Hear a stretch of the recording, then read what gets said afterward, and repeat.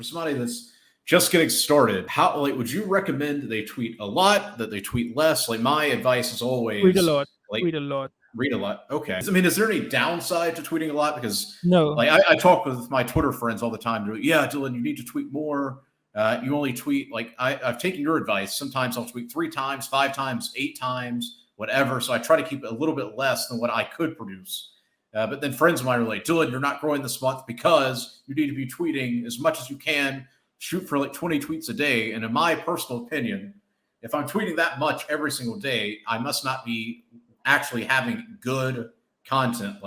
Yes, I can tweet 20, 30, 40 times a day, but is it going to be, as you would say, relatable, useful, or anything like that? Maybe not. I don't know.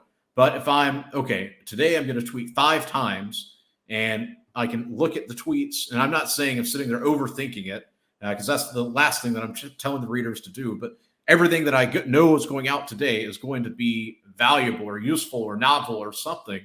So what would you recommend for the person that's already kind of growing their Twitter account? So when I say kind of growing it, they already have a couple, maybe 1,000 followers or something like that. They're getting a little bit of affiliate money coming in here and there. Maybe they're affiliating for you or me. What should they do? Should they just ignore everybody's advice as far as tweet as much as you can? Or would you recommend they follow just tweeting a certain number of times a day?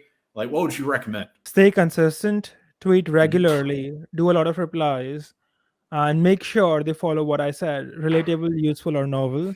And tweet as much as you can while being relatable, useful, or novel. So you don't want to tweet more at the cost of your content being crap. That defeats the purpose. So as long as you can make good content, do that as much as you can, especially until you get to 10,000. Because once you hit 10,000, it's like a flywheel, what you've got the ball rolling. Now it's going to keep rolling on itself. But getting there is half the effort.